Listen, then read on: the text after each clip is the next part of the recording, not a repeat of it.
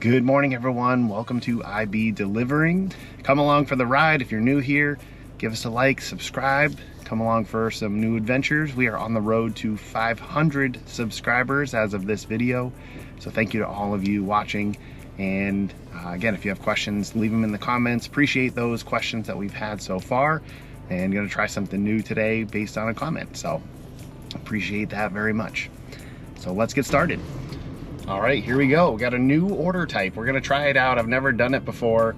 It is a shop only at Publix. So this is a new one on Instacart for me. I know it's been on there for a while, but that's what we're gonna try out here. Basically, you just go into the store, shop for the items, and then you leave the items in a designated area for the customer to come into the store and pick it up themselves. So there's gonna be some labels.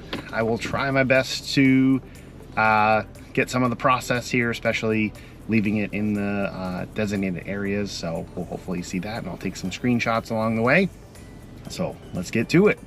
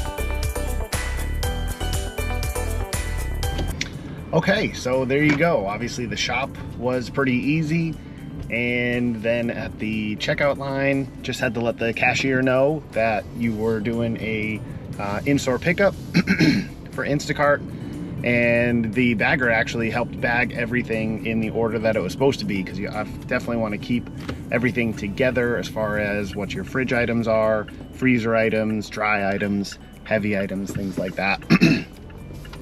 And then I have some screenshots that I'll try to walk through here. So after finishing, it has you find the staging area, which for Publix anyways, right in front of the store. So then it just reminds you to organize the items by temperature, let you know which items are gonna go where, so it should match up with the bagging, which was perfect. Hopefully you'll have a bagger and cashier that will help you just as much as they did for me. Then you have to add in how many of the bags that you're going to be putting up on the shelf, because you're going to eventually print out labels. So here you can see that I had 3 bags and then 1 oversized item. I did have a 32 pack of water, so I had to put that one on a shelf as well. So the next screenshot is a barcode. So there's going to be in the area an area for you to scan this barcode here. Obviously don't scan my barcode, that wouldn't do you any good. But you scan the barcode, and then what it's going to do is going to print you out labels based on how many bags and items that you said. So I got 4 labels, and then as I placed the labels on the items or the bags, it was taking me through which area I was going to put the bags. So was I going to put them on a particular shelf?